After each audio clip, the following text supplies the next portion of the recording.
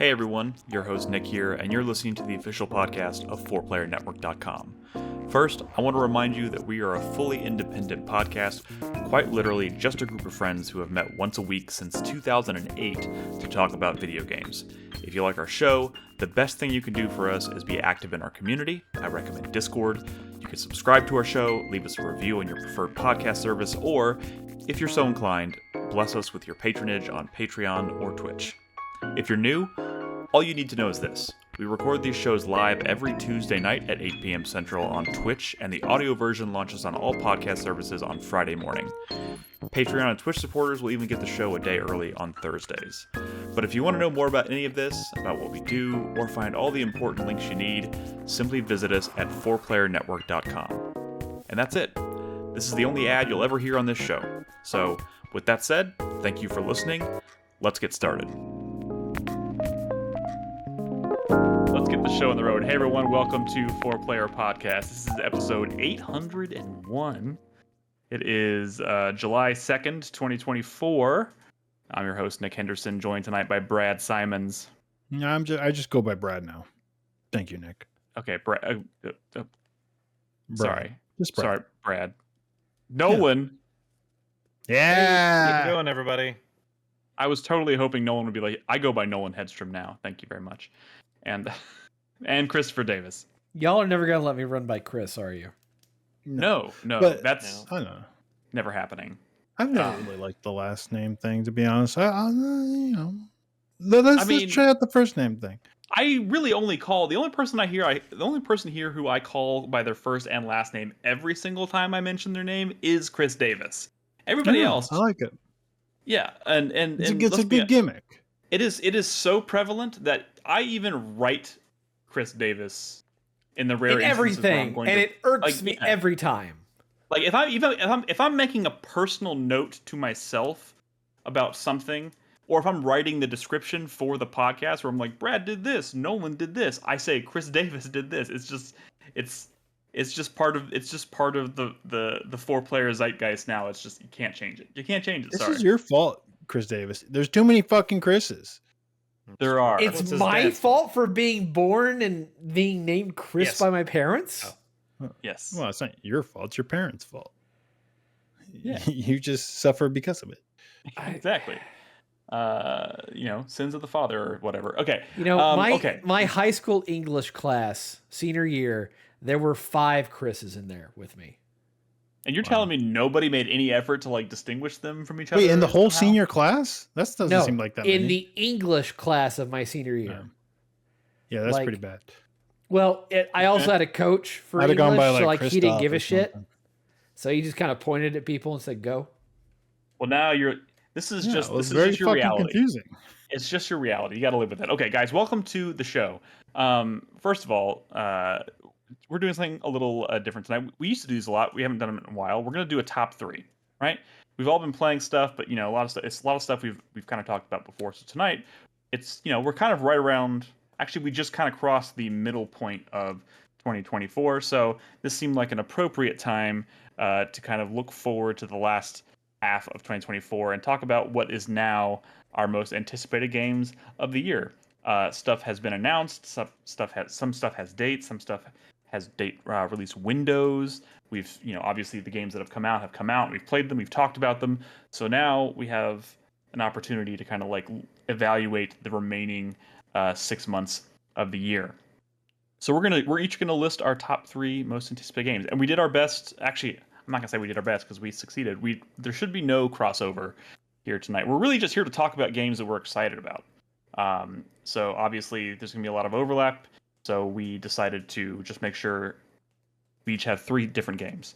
So I guess how do you want to start, Brad? Do you want to just go? It's been a while since we've done this. So I don't really remember how we do this. we go around the horn. The horn. And I have been putting the call out for people in Discord and in our chat to like let us know what their most anticipated game of the year is. So if there's nothing, there's a lot of games you're probably not going to hear us mention tonight. But if you shout it out, we'll talk about it. This sucks though. Right. This sucks because I had 3 games and then I heard all y'all's games and then they were like, okay, well, we're not talking about these huge games that I know we're all excited about. But those Something are went wrong obvious. here. Those are Well, obvious. so do we not want to say obvious answers? No, I mean, look at this. Damn it. This Well, really is I just should- this It's is really kind of just interesting that you decided to wait and not even say anything after we gave out our lists. yeah. Well, I just got busy at work or whatever. Brad was like, Brad was like, we should all share our It, list. so it we make wasn't. sure It there's wasn't no a fucking. I wasn't trying to keep it a secret. I'm not you, Chris Davis. I just. I mean, no. Hey, there were a few games I picked because I assumed they would be on Brad's list, right? And That I you was didn't like, pick. sorry. What that I was one of didn't those pick. games, Nick, that you didn't pick? Do you want me to say it? Because I Yeah, know it's say not it. on Hollow Knight Silk Song. No, we all omitted that one for the memes. Yeah. But there's another one. Okay, I'll say it. No one has the new Zelda game on their list. That's true. But That is true. I guess I'll say it because I feel like that's crazy. I'm super What's excited. the name of the game? What's the full name? Echoes of the game, of Wisdom, Nick. Brad? There we go. The Legend of Zelda: Echoes of Wisdom, and I remember that because it's her Triforce. Yep. And It is. it also suggests that this one is going to be kind of puzzly, and we've seen a little trailer and a demonstration of it, and it definitely seems. It's at. I don't want to get into what we call a 2D Zelda, Nick, like we did last time. But I'm not bringing that up again, okay? it is an old school Zelda game, kind of like their more recent. I like to think of A Link Between Worlds more than that remake of Awakening. Link's Awakening, which is cool, but that was mostly just an art style change. We did confirm it's the same studio that made Link's Awakening, right? No, It's nothing's not? been confirmed, right? I thought it was Grezzo. In fact, Nintendo has gone out and said they're very adamant about not saying who's making these games. I don't think we do know.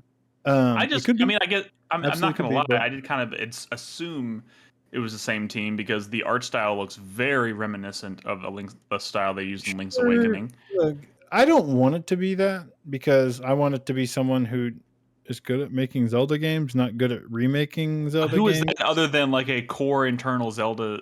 A core internal Zelda? Are you saying the princess doesn't deserve a core internal Zelda team, Nick? Did I say that? Is that what I said? Well, I don't know. It sounds like you're fucking saying it. No, I'm just saying I don't think that's what this is.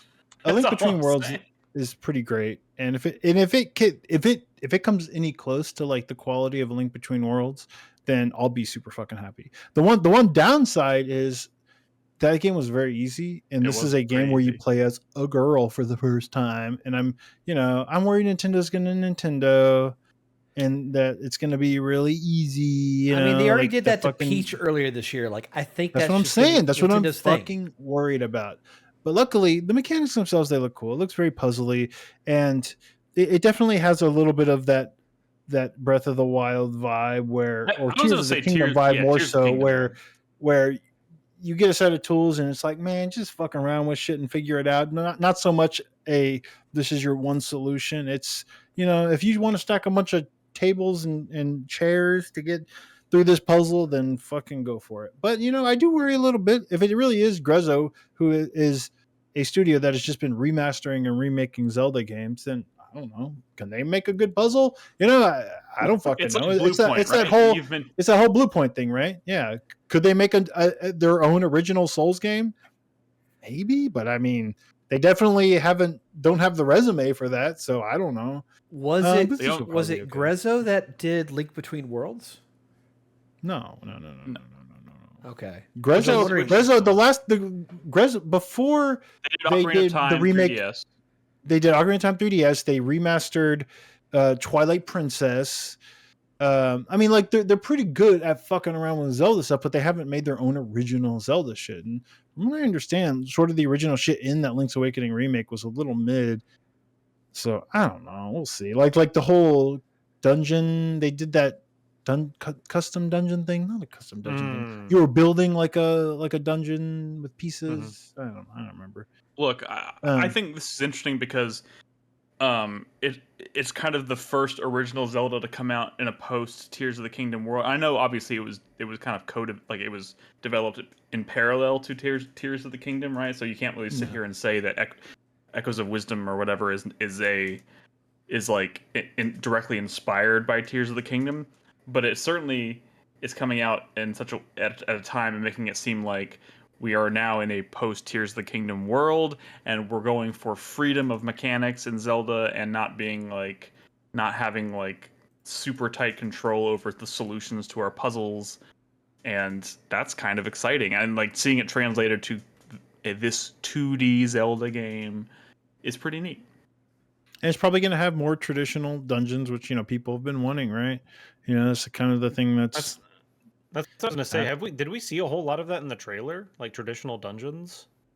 I'm not saying they're not I actually mean, in the you have game. to assume that some of those indoor That's what I'm areas saying. were probably I'm not that. saying they aren't in there. I'm just saying we haven't seen that. So I am curious as to how they're going to handle those situations. I'm looking forward to adding even kind of more puzzly elements to dungeons in Zelda. Zelda dungeons have always had some puzzles, but it seems like with the core mechanics of this game, that might even up the ante a little bit.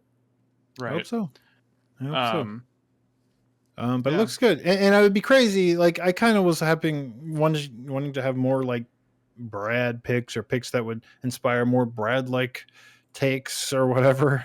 Like the games that aren't necessarily going to be the games that y'all play. But I mean, if I'm being honest with myself, of course this is up there for me. So I put it at number 3. It might even be actually higher, but whatever. We'll see. I hope it's good. It'd be kind of a tragedy if this thing is mid. For sure. But I don't know. I don't see how that could happen. I don't see how it could happen really. either. Hey, look, here's what I'm gonna do, just maybe to kind of encourage people to tell us some of their picks. In between, I'm just gonna kind of every once in a while sprinkle some community stuff in there, because we asked people in Discord and on Twitch to share their most anticipated game of the year. So, here let's see. I see some. Read that TAC paragraph. TAC wrote us a paragraph. TAC wrote a paragraph. Okay, Yeah. Technology in Twitch chat says Space Marine 2 looks like a competent sequel to a solid game in a franchise I enjoy greatly. The campaign is a good enough reason for me to pull the trigger on it, so if the multiplayer ends up being good as well, it'll be a bonus. It also features Tyranids, and I'm a sucker for swarm factions. That game does look pretty cool. I'm not gonna lie, it's shaping up nice. That was in the news this week, so we're not doing a regular show, but might as well mention it here. They were originally planning on doing a beta, like a public beta. Was it a public or a private beta? I don't know. But they have since canceled plans to do that beta so they can focus on, I don't know, polishing the game. Yeah, I guess. What I've been saying about this game for a while now, ever since I counterpicked it in Fantasy Critic, I hope that it has a rough launch and scores poorly, but they rally, the community loves it, and they play it for years. Best of both worlds, right? Yeah. But yeah, no, I am also pretty excited to see. I'm very interested to see how that turns out, because I hope it's good one way or the other, because I really enjoyed my time with the graphics are at least nice, I guess. The graphics do look nice. All right, who wants to go? Nolan, you want to go next? Sure, I can go next. Do it. All right. So one of my most anticipated games that's coming out in the second half of this year is The Plucky Squire. Oh, that game. Oh, you went with the controversial pick, huh? Very controversial. Went with the racists. Wait There's a minute. been some What's going on in your background there? What's going on? Looks like Sweet Baby Ink got a hold of Plucky Squire. Maybe they just fucking okay. There's been some, some hands-on, like not reviews, but essentially, some people have gotten their hands on the game in the past few weeks and months. Oh man, and the previews talked are about infinitely it. Positive. Fuck you, Nolan. Yeah. I'm hearing really positive stuff about the game. Yeah. Obviously, everything we've seen so far has looked really good. Every fucking time I watch footage of this, and I was watching the previews, I'm like, oh, this game looks so good. And this happens every time, the same fucking arc, and then he jumps out of the book, and I'm like, oh, I fucking forgot this game has that shit too. And that shit looks crazy. Every time it happens. Yeah. The shifting of like dimensions, and my curiosity is maybe we've only seen a part of what the game has to offer. It makes me think of, and I was talking with Bernadette about this the other day, It Takes Two, how like that game seemed like it was kind of one level, one layer, one thing, but every section completely changes up how the gameplay works and how you interact with the environment and all of these things. And I'm getting the similar vibe from this game, where it's going to constantly stay fresh, and kind of like, you know, I'm sure you might have a little more kind of using the same stuff that you've learned over time. You know, it's going to 2D to the 3D platformer and stuff like that. But it seems he like jumps. so much It's very like Mario Odyssey, right? Where I was watching a lot of that preview footage where he'll like jump out of the book and then he'll do some platforming and then he'll like jump into like the side of like a mug or whatever, and then that's more 2D gameplay. It's very Mario Odyssey, and it just looks really good. It does. I'm super excited for it. It's one of those things where it's been have on a date yet? everyone's radar for a while. They're still saying 2024, but there's no date. Yeah, I don't think there's an official This one is becoming a little bit of like a Silk Song, is like very anticipated, and everyone's getting very antsy that it doesn't have. But unlike Silk Song, we're actually getting consistent trailers for this game. Yeah. It has been pretty steady. Yeah. This is published by Devolver Digital, right? So I mean, correct. They have a publishing team. Like Team Cherry is still 3 people, self-published, taking their sweet ass time. You know, I think the fact that Devolver is publishing it is probably going to ensure that it comes out this year, because I'm pretty sure they're probably gonna, you know, with a bigger company behind them, they're gonna give them like the hard deadlines of being like, okay, well, we need to make money, so release the game. Gotcha. So, well, pretty excited for it. Lucky Square continues to look sick. Mm-hmm. You know, hope they don't get milkshake ducts. It's pretty. They will not. Dude, but there's not a 0 chance that could happen, right? In fact, I would say it's probably at least 10% in this industry. At least there's never a 0% chance. It would be so funny because it's like we summoned it. We made it happen. I almost kind of want it to happen. Just for the laughs. Put that evil on me, Brad. Just for the people listening at home, we're clearly look. Clearly saying it'll probably be after the game comes out and sells a couple million copies. Reviews, and we've all played it and we've enjoyed it. Then someone says something stupid, and I'm like, well, you know what? Suddenly explains a lot about the game. Anyways, passing it over to Chris Davis now. What is your first pick for the night, Chris Davis? My first pick of the night is a game that showed up in Trailer Talk tonight. So y'all should show up early to the podcast recordings to actually watch us go through Trailer Talk. You're pulling the trigger on this, huh? Yeah. Mine is the upcoming deluxe remaster of the original Dead Rising from 2006. You could have picked anything in the world, and you're going with the deluxe remaster of an Xbox 360 launch game? It is deluxe, Nick. It says deluxe right in the title. It's deluxe in the title, Nick. Like, come on, man. You have been on a real Dead Rising kick. I have, because Dead Rising is a fun series, apart from one game that we don't talk about. Which one is that? 4? 4. We don't talk about 4. Wait, which one was 3? Did I? Dead Rising 3 was the Xbox One launch title. That was set in not Los Angeles. Probably because you didn't play 3, Nick. Oh, well, I haven't played any since 1. And I didn't even like 1. Oh, wow. Well, you might want to play this new remaster, because here's the thing. They're calling it a deluxe remaster because it's 2/3 basically a remake, but they can't call it that because it's not like a reinterpretation of that original game. As long as it doesn't lead to a new tag in Fantasy Critic. Like deluxe remaster. Oh, I wouldn't put it past them. Like, didn't Metroid Prime Remastered end up on Fantasy Critic? No, it's just a remaster. So they basically ported the game into the new RE engine. So you've got that visual fidelity, or kind of that visual fidelity. Kinda. Yeah. And it's, I mean, if you didn't watch the Capcom Direct, did you? I did not know. I did. All right. So they spent a lot of time going over it, and it really does look. Was there like a lot of footage, like gameplay footage in that presentation of this? Yes. A lot of clips, but yeah, there was a lot of gameplay footage. Yeah. Okay.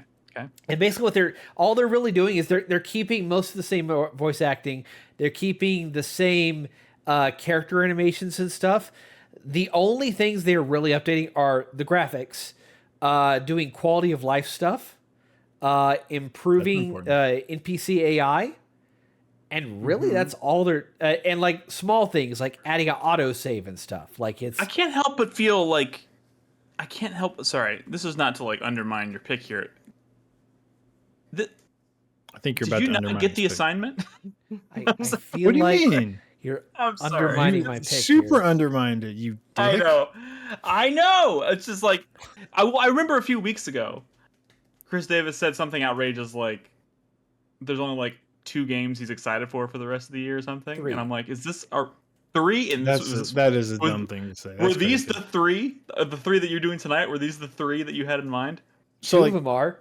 these games on our list, you don't even give a shit about, is what you're saying. No, it's just that like I'm in crunch mode, so I'm like I'm focusing only on stuff that like if it's $30 or under, I will buy it.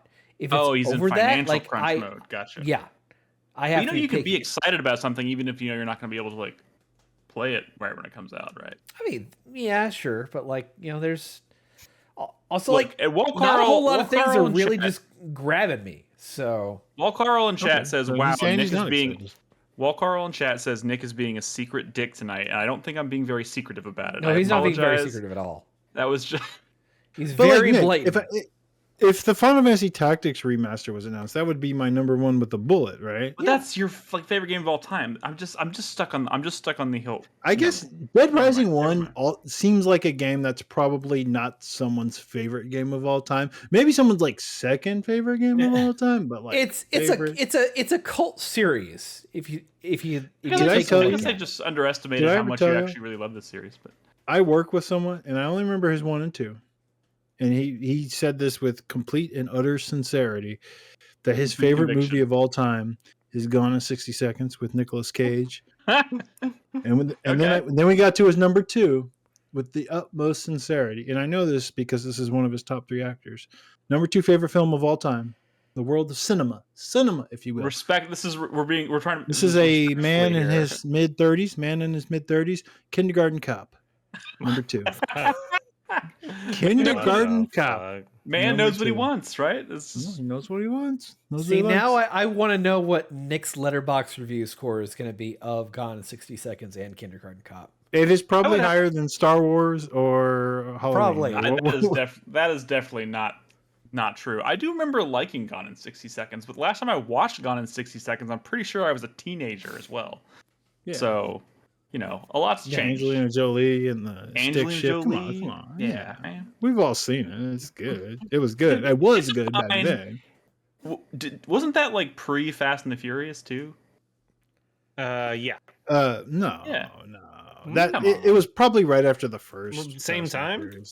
It was. You know what? Probably around the same time. Actually, I'm not gonna. In fact, if they're the same year, I would not be surprised. Yeah, similar. Yeah.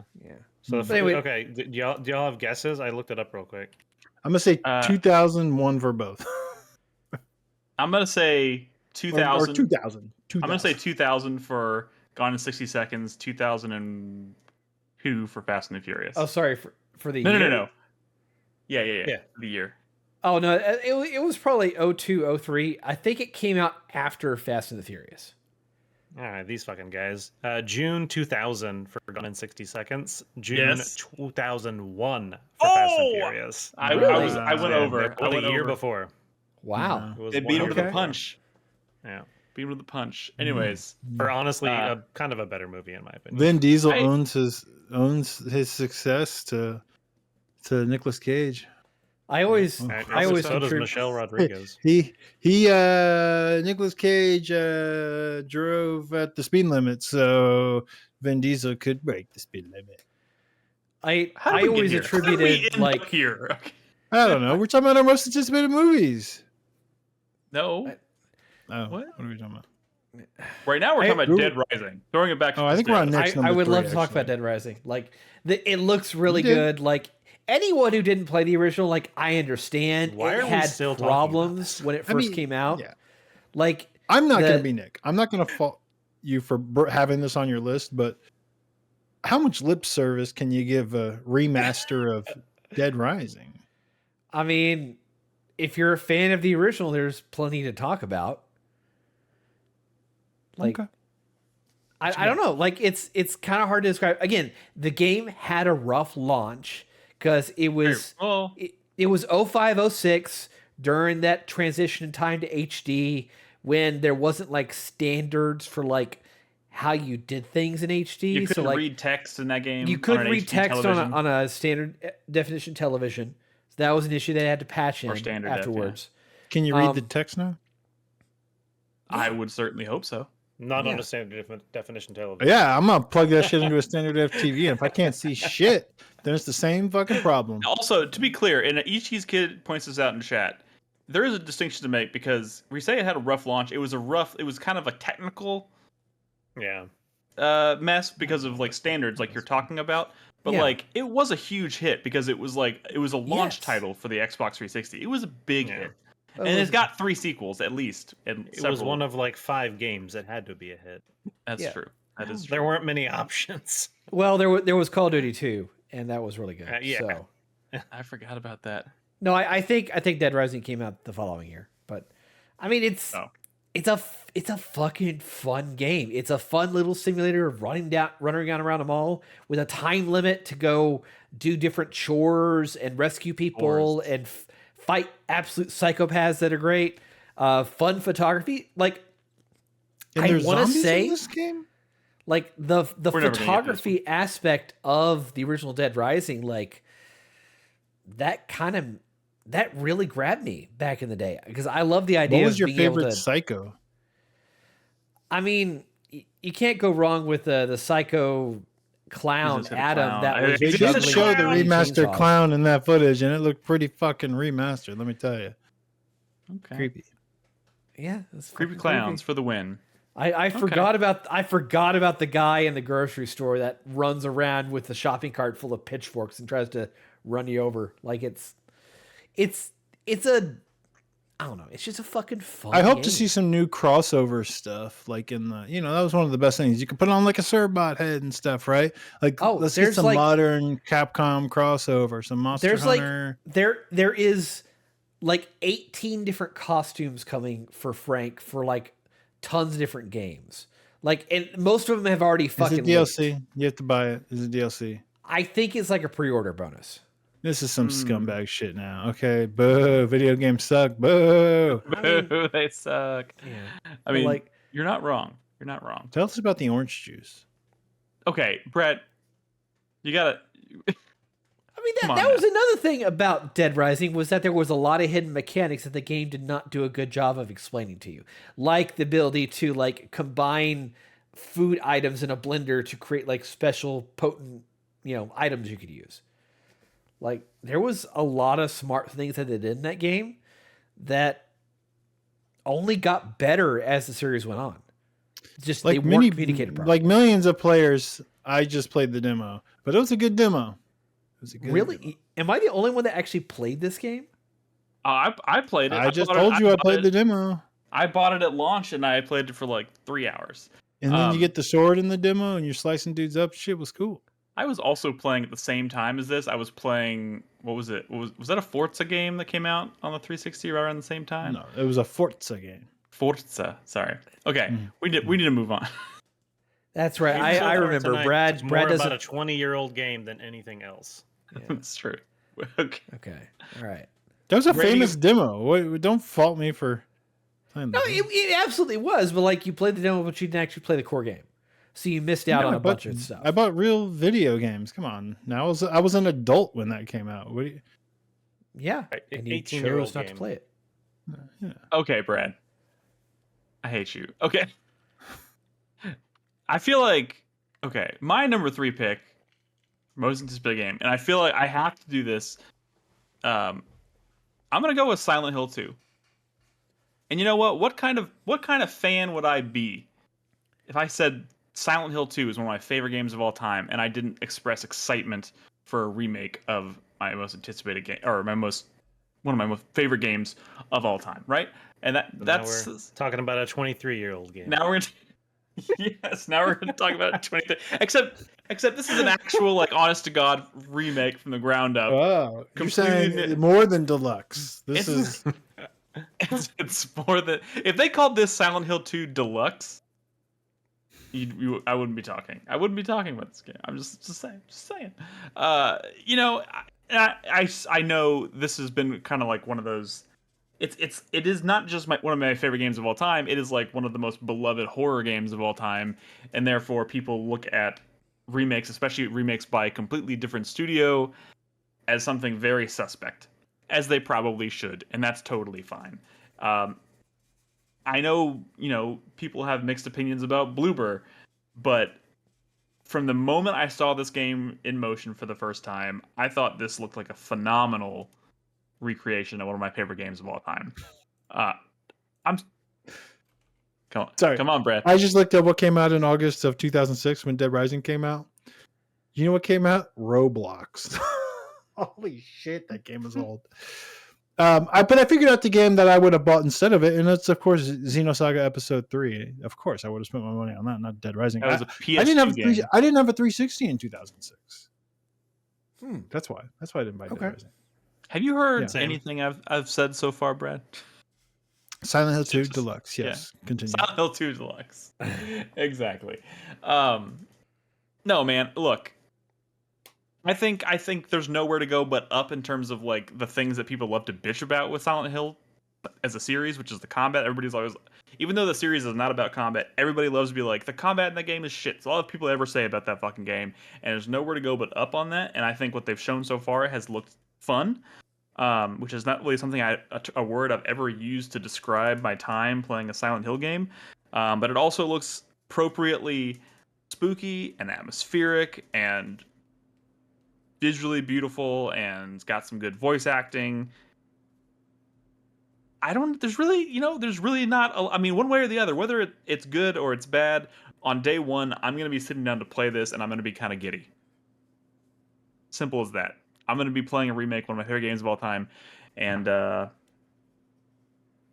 yeah, that's really all there is to say about it. I'm going to play it too.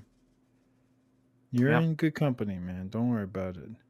Hope it's good. I hope Bloober knocks out of the park. I mean, it is one of those things where it's like I can't believe I've liked most of what the games I've played from Bloober.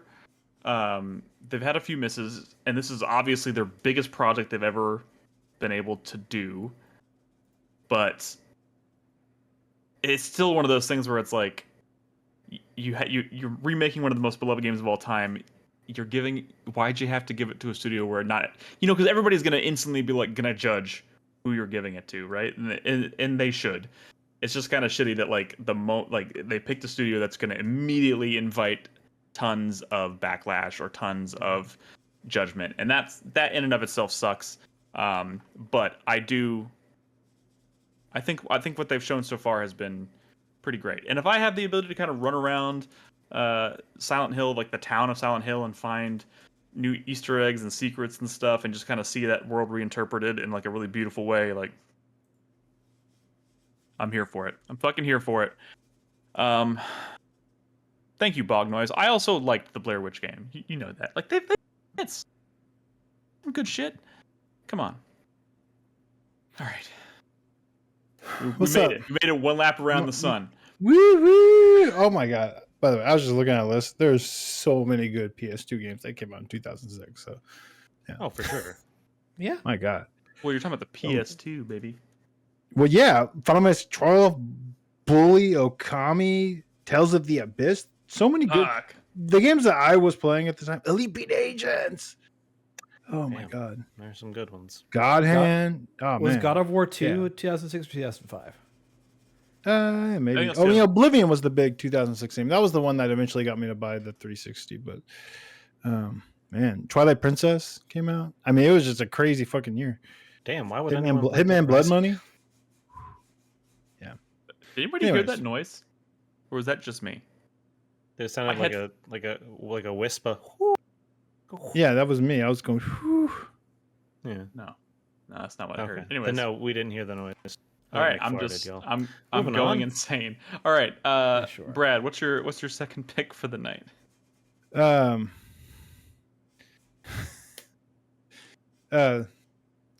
this is. Sorry, my mind went to a place weird. Yeah, tell us more. Yeah. My number 2. Damn it. This is another one where y'all fucked me. I want to throw in my more interesting pick, which was World of Goo 2, but I won't do it because then talk about World of Goo 2. What the fuck? No, because y'all left off. No one's gonna talk about Astrobot, and it hurts my heart. Brad, you know why I didn't pick Astrobot? Because I assumed you would. And I assumed someone would. That person I can change one of my games and replace it with Astrobot. Okay, all right. It's so weird. Like we had this grand plan to like share our lists so we could coordinate before this thing happens. And we're still making decisions completely based on assumptions. I know. And we saw y'all shit, and then I saw like fucking Dead Rising Remastered, and I was like, oh, well, I guess we're not doing games we truly love.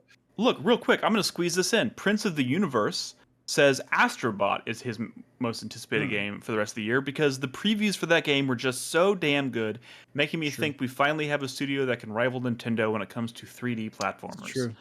He also said, and Bog Noise followed up with says the new Astrobot music is super hype as well. It's true. Yeah, dude, there's love for Astrobot. Okay. So the community can fill in the gaps. I am very excited about the game. That's the whole point. I'll talk about World of Goo 2. Fuck it. Especially because now we're going to talk about a 14-year-old. The reason I didn't share World of Goo 2 is because famously I bought all y'all copies of World of Goo 2, and all y'all were like, "Fuck you." No, you bought us a copy of World of Goo 1. Yeah, that's what I mean. World of Goo 1. Crispy did play through like half of it. I guess I fucking beat World of Goo. Yeah, I mean, before you bought it. I'm talking about I redeemed the code. It's on my Steam account. I do really, really love World of Goo, and I don't know what year did World of Goo come out. 2009 maybe. 2008. I'm really more of an Elefunk guy. This was Elefunk. This was a game. This was still relatively early in the world of prestige, downloadable games, like downloadable indies. That were like, hey man, this game can warrant just as much love as a real video game. I played this on my Wii. I played it on the Wii as well. I adore this game, and this was one of the first indie games I remember playing. That's like, oh, this is also an indie game with a message, and I feel like now all indie games do, right? But back then it was like some pretty basic bullshit, I suppose. I feel like too much time has passed now. Like I can't just go back and play World of Goo now. Okay, well that's incredibly stupid it's pretty because fucking good. Yeah, like it 100% holds up. I am saying that in jest because I'm specifically saying because Brad gifted it to us, so now it would just if I went back and played it now, it would just highlight how long I waited to play it, which makes me look like an asshole. You could just play it and not be an asshole, but whatever. I suppose that's true as well. It is a game I truly I thought long and hard about a game. I tried to find a game, and I guess Nolan had played it that I knew most of y'all had not played that I really loved, because that is but a game that I also thought that all of y'all could play, because I could have said like Disgaea or some shit, and y'all would have, of course, never played that, but any reasonable person could play World of Goo. It's a very accessible game. But yeah. A game I truly love. The only thing I'm worried about is it has been really long, and I did play with the Wii, and those sort of controls don't really exist anymore. I mean, the closest is like a mouse, right? You could play with a mouse. In the original World of Goo or Tower of Goo or whatever, you did kind of play that with a mouse. But I loved playing it with a Wii. It just felt good, right? It felt good in the way that like a Wii pointer game could, where you're like flicking them and flinging them, and you just felt like you had a lot of control. They're probably going to try to do that with the Switch version, and it's just not going to feel good because they don't have that sort of IR sensor anymore. They just use gyro, and aiming with gyro sucks, right? That's why aiming the arrows in Twilight Princess probably felt better than they did in Skyward Sword, because I think by the time Skyward Sword came out, or like in because Skyward Sword used the gyro, right, for aiming. Actually, I think it used a combination of both. I feel like that thing you attached to a Wiimote actually felt pretty good. I think it was because it was using a combination of both, but whatever. You talking about the nunchuck, or are you talking about the precision like adapter thing? The little attachment, stuck on the end of your Wiimote. Yeah. Which I think just had gyro in it. Anyways, I'm looking forward to World of Goo a lot. It's a game, I love good, fun physicsy games, and it was very funny and clever, and I love the art and I love the music in World of Goo, and it has been a long time, and there's a lot of people who started gaming more seriously since then. I feel like a lot of people maybe never played World of Goo, but this new one looks like you just try it now. You don't have to go back to play that first one. In a lot of ways, this does look like more World of Goo, and I assure you, if it is as quality as that first one, it will absolutely still hold up in 2024. And I'm very excited, and I feel like no one else would beat that drum, so I wanted to put it on my list. See, that's the juice right there. Is But am I more excited about it than Astrobot? I don't know. I mean, I think I can safely say I think most of us here are pretty stoked for Astrobot, right? Except maybe Chris Davis. Not like top 3. Apparently not that much. I mean, I'm interested in Astrobot. I just never played the original. So you have a PS5. Yeah, that's not the original. Well, I mean, Rescue Mission, I guess, would be Rescue Mission is the original, I suppose, but this game is going to resemble probably more closely the Astro's Playroom. Wait, Chris Davis, you own a PS5 and you never played Astro's Playroom? Correct. That's so weird. On your PlayStation. Fool. It's just on your PlayStation. Yeah. I mean, it's just fuck. When I bought my PlayStation, I had full price games that I bought alongside it, and I played the first. The fact that you had full price games means I never got around to playing Playroom. But here's you can't take it back. You said full price in there, like as if it's less than because it was.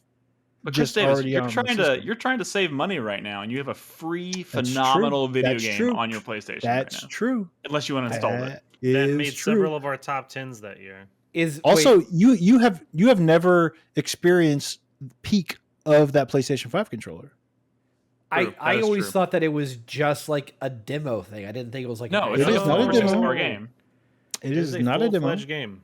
Okay, I didn't know that. Now the reason it is called a tech demo for the controller because it does the best job of showing what that controller can do, and that's true. But it is still a video game. You can feel the rain with the controller. Bognoise says you can feel a lot of things. Chris Davis has never felt raindrops on his DualSense. That's true. Yeah, true. I'm telling you, Chris Davis, right now, you have it. It is free. No excuses. You could play that shit tonight. That game is truly special.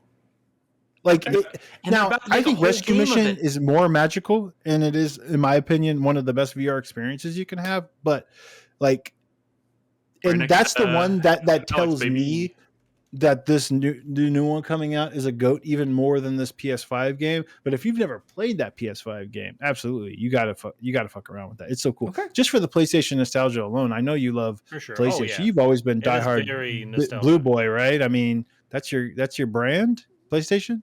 Wait, you're wearing a blue shirt. Haven't we always jokingly busted his balls for being an Xbot? PlayStation bot. Yeah, I'm joking. Sorry. I missed. I was wondering, have we entered a parallel reality and I just didn't realize it? I just didn't pick up on it. It's okay. Maybe Don't worry, Chris. Maybe I was too subtle. Maybe I was too subtle. I'm sorry. I caught every fucking thing you were saying. Subtlety is for cowards. Who said that? Let's pass it over to Nolan. Nolan, what's your second pick for the night? Well, since y'all are going to be up in here talking about 18-year-old games and 24-year-old games and all these old games that came out forever ago, I'm going to talk about a game that's coming out this year that is potentially, maybe one might say, a remake of a 20-year-old game. Yeah, we are all just old people trying to relive the games of our past, damn it. Well, when you see the industry going to shit like it is, you can't help but dive into nostalgia. Gotta relive our glory days. So, of course, you're referring to what? Yeah, Metal Gear Solid Delta Snake Eater is the game I'm talking about. Probably one of my it's pretty top 10 PS2 games. by far. One of my favorite games growing up. Probably the Metal Gear Solid game. I spent more time in 5 than this one, but that's also just because 5 was more modern and there was a whole lot more shit to do. I've never replayed 5. That's like the first Metal Gear Solid game I have not replayed. That's a good call out. I have replayed 5, but 3 I replayed multiple times. I own across 3 multiple different versions of it. Too, I have multiple versions of it. It was, it's one of those things where people love to shit on Kojima. In a lot of the time, he deserves it. But when this game came out, holy shit! Like, it was just so like innovative, so many small unique mechanics, so many things that made it different. Just the so many of the ways you interacted, obviously, and we can fucking talk about Metal Gear Solid for forever, but there's the whole like, Psycho Mantis reading your memory card. That was one of the first like kind of like, ooh, crazy things. But the way you could interact with the enemy, like the bosses and stuff in Metal Gear Solid 3 was like so much of a step up, even from 2. Just how you could like feed them poison stuff, or like how you can kind of use your environment to your knowledge, or like to your advantage rather. The fact that if you fucking waited long enough, one of the bosses just died. That's fucking insane. Like, has a game ever done something like that before? Yeah, this one? I was gonna say maybe, but I feel like Kojima in like the Metal Gear Solid era in its heyday is kind of like the way I almost look at him the kind of way I look at like Miyazaki making like FromSoft RPGs these days, in terms of like they're just built different. Like you can feel it when you're playing it. Like he's definitely a filmmaker at heart that's never really made. Apparently, it says my mic's doing some poppy shit. A little bit, but it's not terrible. Okay, sorry about that if it is. Technology is just hurting all of us tonight. Yeah, could be Discord too. Kojima's always wanted to make films, but he's just always stuck to video games, and he just tries to inject so much of that film like style and things into his games. Obviously, more so now as of late that he's become a bigger I just saw like him on the red carpet. It was at the Furiosa premiere, and he was hugging. Yeah, it was just he's all. Well, but I'm still let's going back to when this game came out in 2004. Man, like, it was just so unique, and there were so many fun elements to it. And we talked about like the games kind of like changing as they go, and this game had so many just the unique areas and styles, and the whole camouflage thing was so unique for his time. The fact that you can collect all these different camo outfits and change them to hide from guards, and the way you interacted with guards. Man, the 3 was so good. And I know someone mentioned that final boss fight. Yeah, the final boss fight was good. Maybe I said it before, but I feel like Metal Gear Solid 3, more than any other Metal Gear, can really benefit from some nice quality of life changes. Oh, yeah. So going from the original game to Subsistence made a lot of improvements. Yes, for sure. But then modernizing it even further, I could imagine, will probably make the game so much better. The first aid system, the camo system, Yeah, it is definitely not a perfect game. I'm never gonna say it is. I mean, the first aid system is definitely unique. I like it. I'm sure it could probably use some improvements. But yeah, the fact that you could, like, if you get a leech, you could burn it off with your cigar. Cool idea. You spend a lot of time in menus, and I bet they're going to probably try to get us out of menus. So that's what I was going to say, is that that game is super menu heavy, and it probably will still be a little menu heavy in the remake, but I think first off, it will probably be a lot quicker to access the menus. I could see them doing shortcuts for certain things. So instead of having to pull up the full menu for maybe certain healing things, you can maybe do something kind of live. I mean, you know what I'm saying? Like kind of like almost like a sub menu of sorts. I could see them doing something like that. But to your point, Brad, yeah, like that game, a lot of time in menus, and they could be slow. So like I said, it's not perfect. I'm not saying it is. There are not really any. I would make the argument there's no game out there that's perfect. Any game that's out, no matter how amazing it is, 10 across the boards, there's still faults. But I think this one was one of those ones that was just, so unique for when it came out, and I think it holds up still. What's up, Davis? So Konami, it was either last week or the week before, put out a developer update about the Master Collection and Delta Snake Eater, and they showed off some new screenshots of the game, specifically focused on character management with the healing and surgery stuff, and the camo index. Specifically, the camo index. It was a menu, but like you were saying, that's I the think it's easiest going one to to be take out of a menu. Yeah, it feels like that should be like something that should, like in Metal Gear Solid 1 and 2, like it should be like just a side item that you select from just holding down L1, L2. But would be nice. At the same time, like I agree with you. I think they're going to be very fast about it.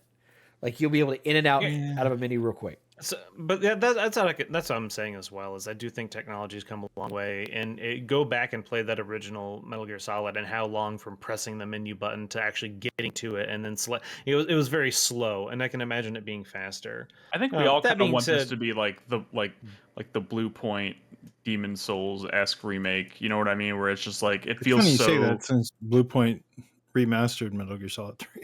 That's true. I forgot about that. I mean, but like this looks like a ground up, beautiful, one-to-one remake. Apparent as what it seems to be of Metal Gear Solid 3. Well, not completely one-to-one, but it's not gonna have Guy Savage, but that's a legal thing.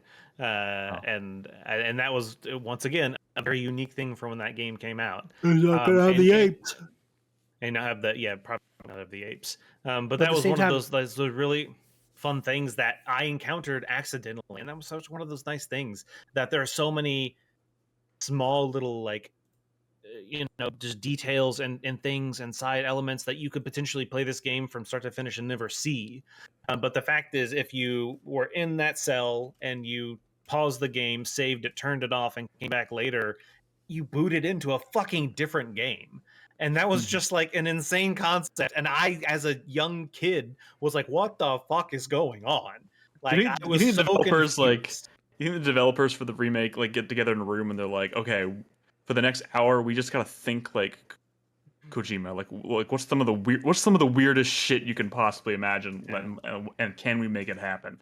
Yeah. It would be nice if they did something like Guy Savage. I would not be mad if it's not exactly the same. I know there's some legal stuff that they can't do that, but if they were to do something similar in a different vein, I would not be upset at all, because that was such a unique thing.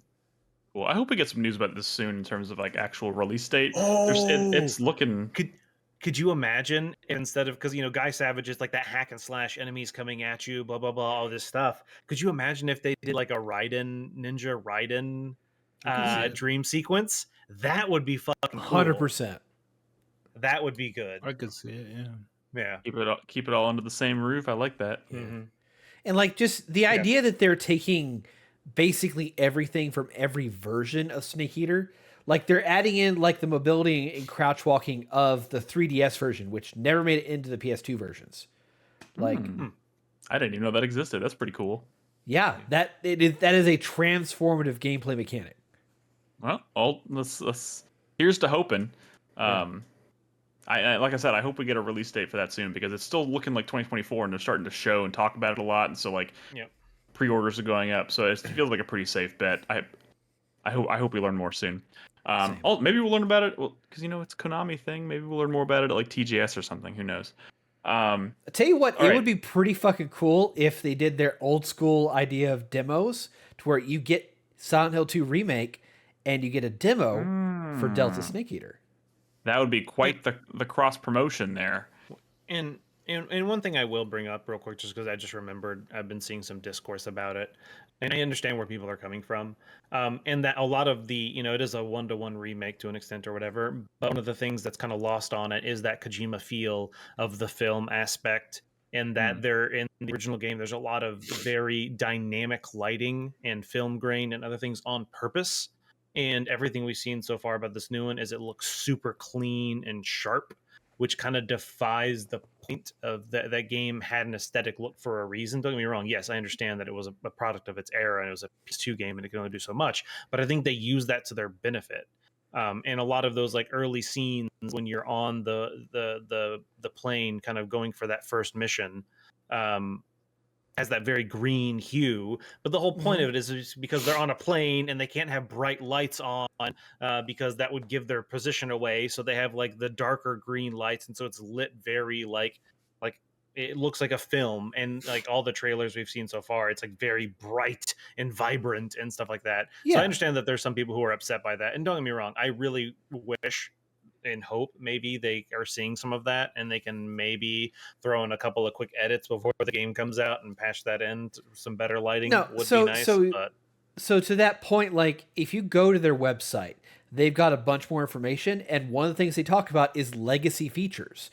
And in addition to having the old school original Snake Eater overhead camera, they're also doing like legacy camera filters for color grading and stuff like that. So they've got, there's one dedicated to recreate the original look of Snake Eater. Then perfect. I'm going to probably play the whole game with that on then. Yeah, I mean, I'm not going to because I never liked it, but...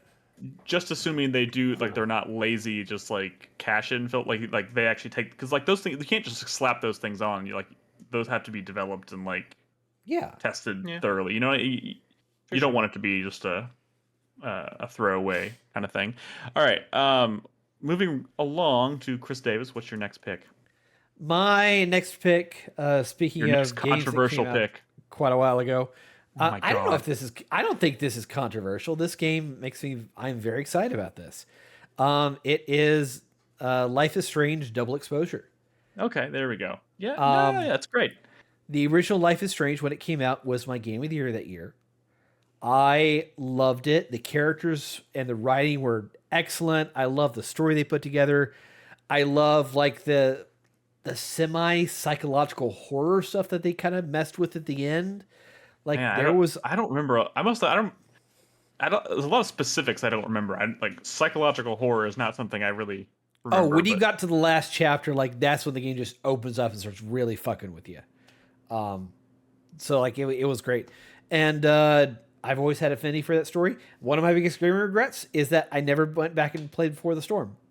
That's something I've been meaning to do over the years. I too have never played Before the Storm. But that being said, like this is a direct sequel to that original game.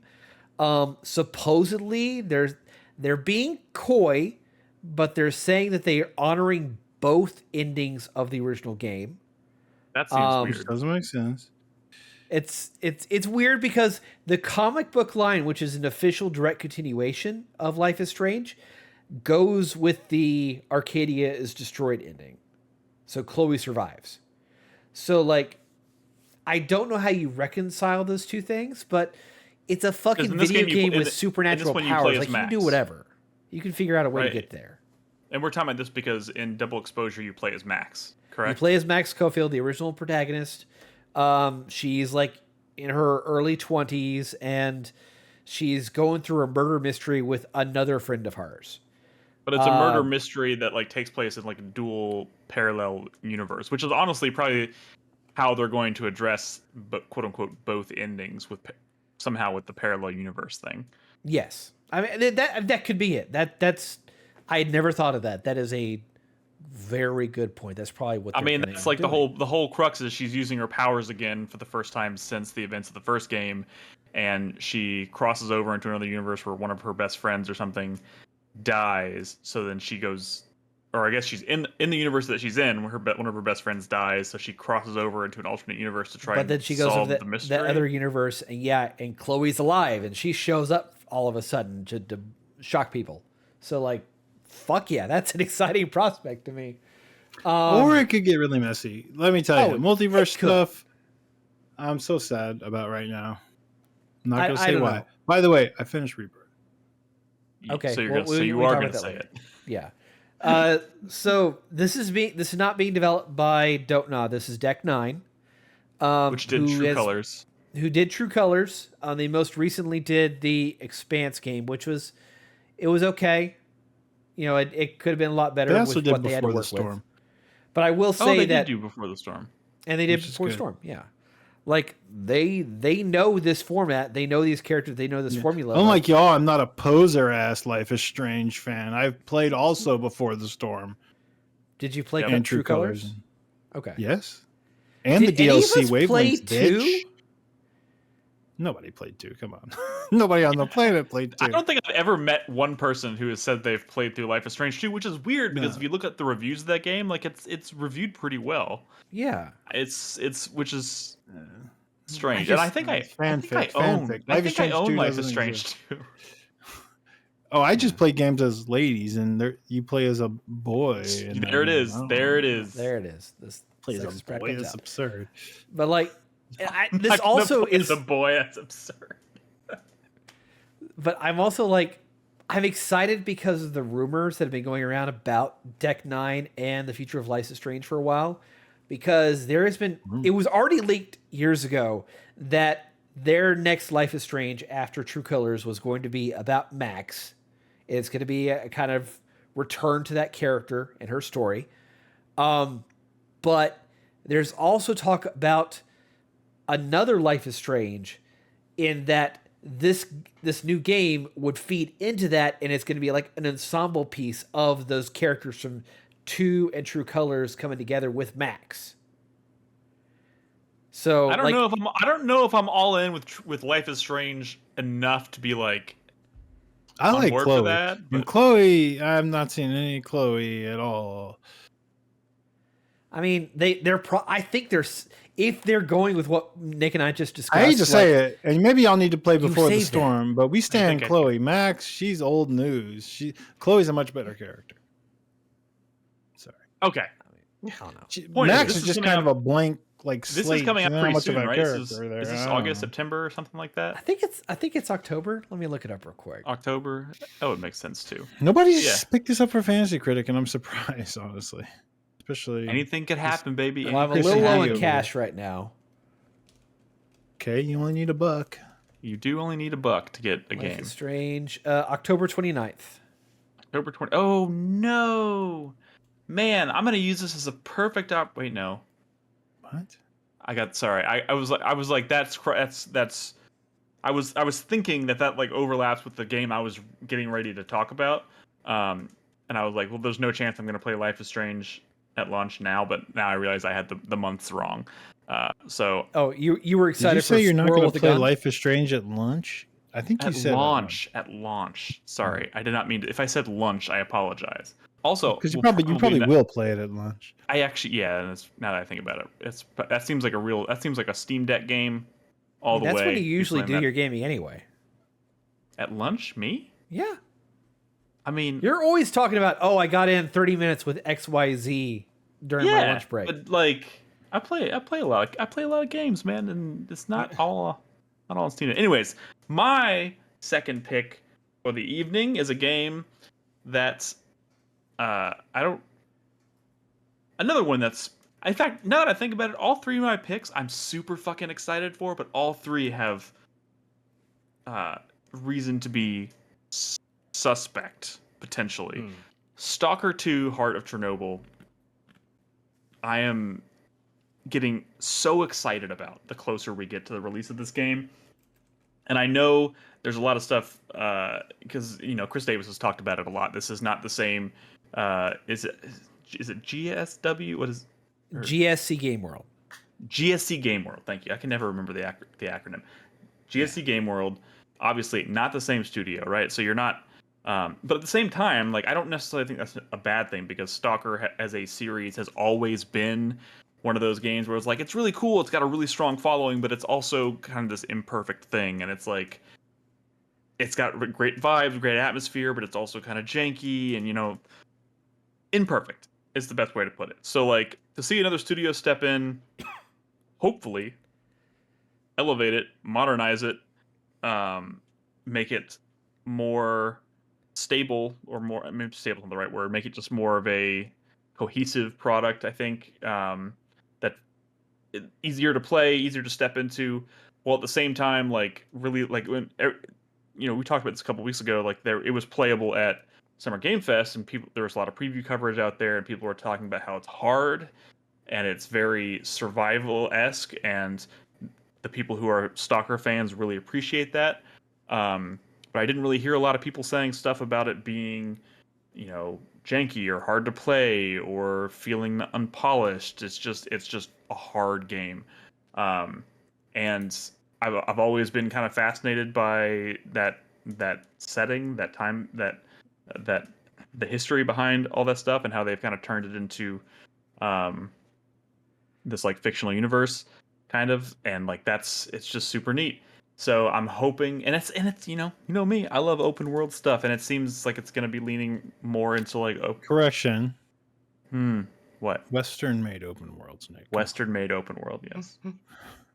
But hey, the game looks fucking. It's got like all the elements that people who have played Stalker like really look for. It's got the fucking like using the weird stuff, like picking up the like the nuts and bolts and using it to throw at like anomalies. That is very Stalker.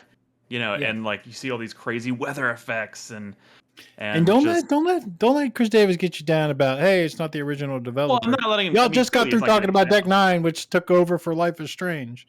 I'm just saying, and Chris Davis is right. Like they don't have a track record here, so it's like the only reason we're suspicious of it is because they've never made a game like this before. Yeah. So they're unproven. Let me spell out my apprehensions about this. Wait, you literally did that last episode. I will say that. No, I briefly talked about it. Like let me spell it out. Give you 30 seconds. Okay. GSC Game World is owned by a guy named Sergey. Sorry, you do sound really robot-y right now. Yeah. The Russians are trying to stop you. Oh, that's what's happening. It's the Russians. GSC Game World was founded by a guy named Sergey Grigorovich. And they started on the original Stalker 2 back in 2009. In 2011, he shut down the entire studio for quote-unquote personal reasons. So, and he only brought back the studio to start on Stalker 2 again 3 years later. So all that personnel, they're gone. So this is a brand new studio. But Grigorovich is still there? Yeah.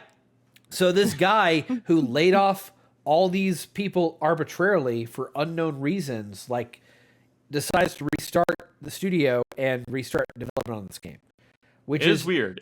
And it's not the same concept as the original Stalker 2 either. So, right. I don't know. I need to sit down and play this game in order to be sold on it. There we go. Well, you'll get your chance soon.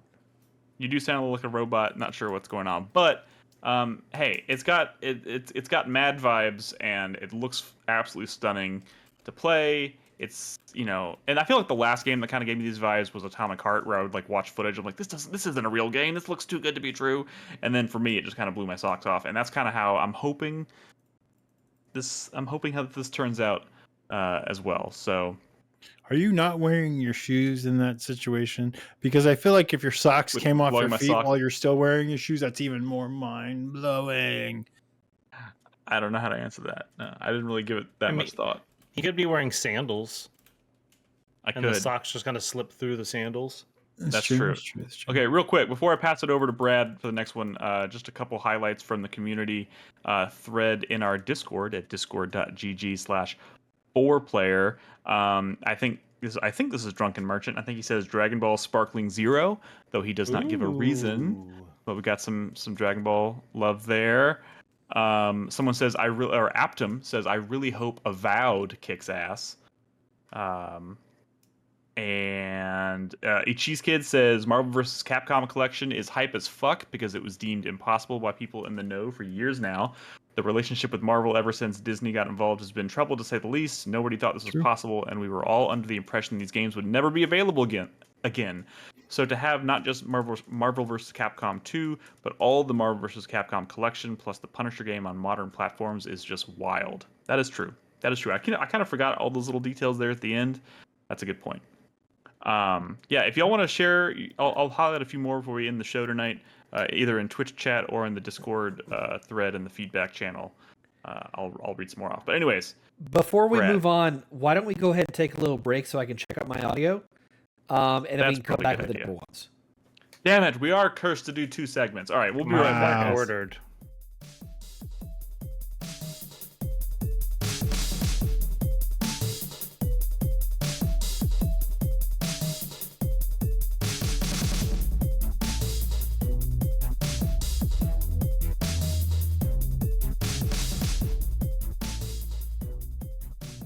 Welcome back to the weekly top 3 video game podcast. I'm Brad, and my number one most anticipated game of the year. We are on me, right? We are on yes, me. we are. Yes, that was great. I didn't have to do anything. Fantastic. Take it away.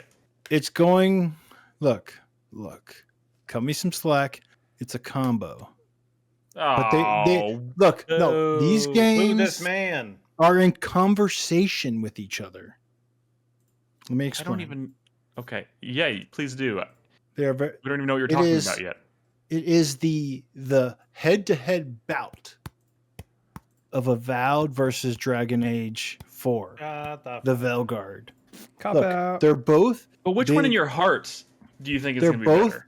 big. That's the thing. It is the fight where my heart is. Where my heart is. Does that make sense? I just can't play by the rules. No, it doesn't. No. It's my heart that is in this fight because, my brain says Avowed. I feel like, but my heart is saying Dragon Age. Now the thing is, infamously, I'm very skeptical of modern BioWare. Skeptical of this Dragon Age game. The reveal had a lot of things that made me very unhappy. Even though I'm being gaslit into believing that I should have expected exactly those things.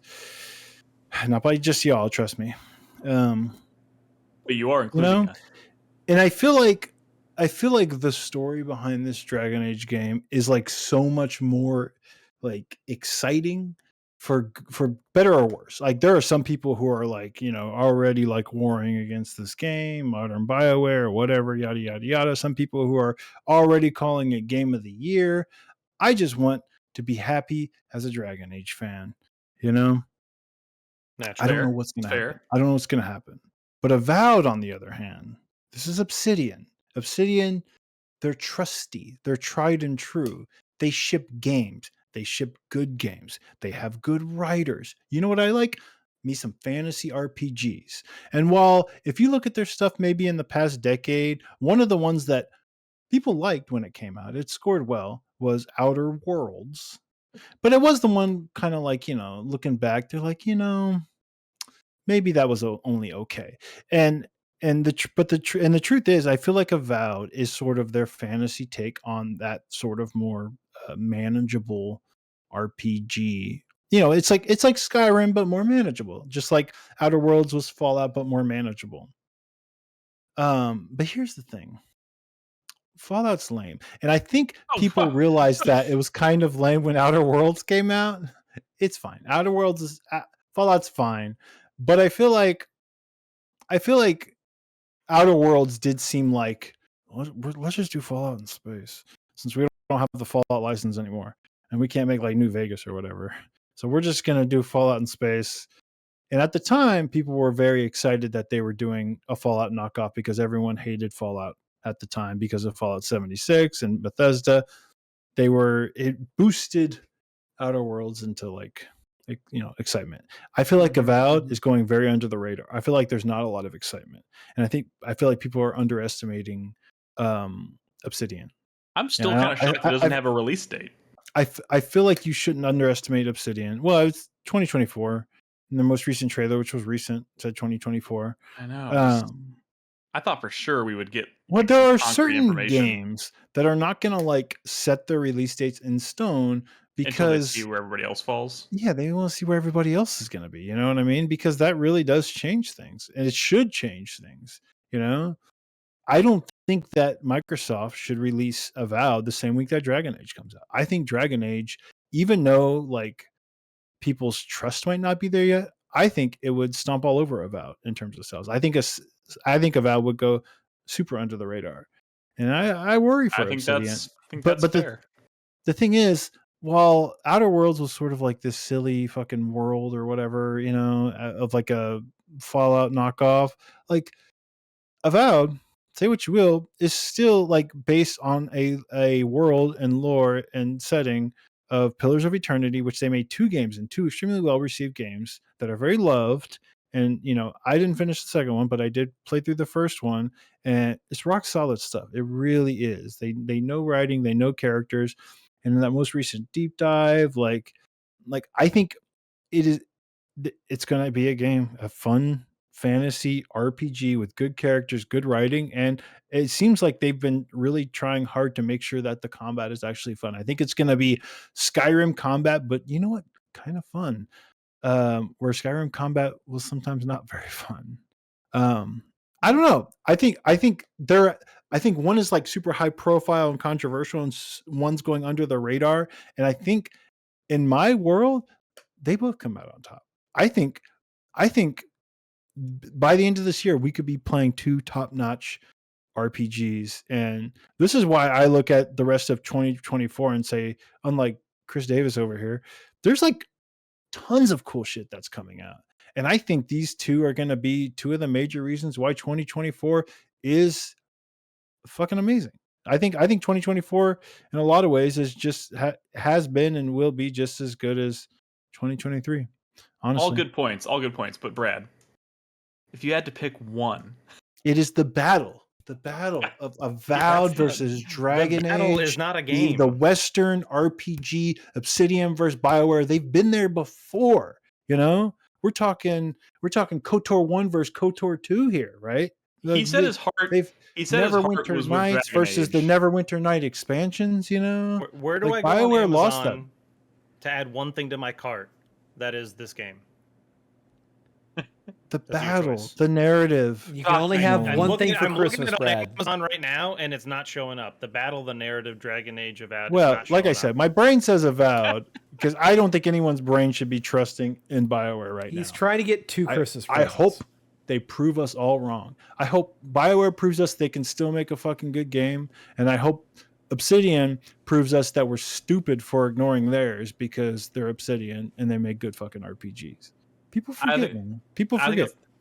I think that's the closest we're going to get to an honest to God choice here. So remember their South Park game? That shit is fucking goated, man. They're really not wrong. It like they made that Pentiment game, which people were saying like, "Damn, this shit rocks." They even made that stupid Honey I Shrunk the Kids game, which, by the way, was dope. Grounded. It's called Grounded, actually. Speaking of grounded, I would say Obsidian is very well rounded. Am I right? Speaking of grounded, you're grounded, Brad. You'd never get to do this again. You've lost all your top three privileges. All right, Nolan.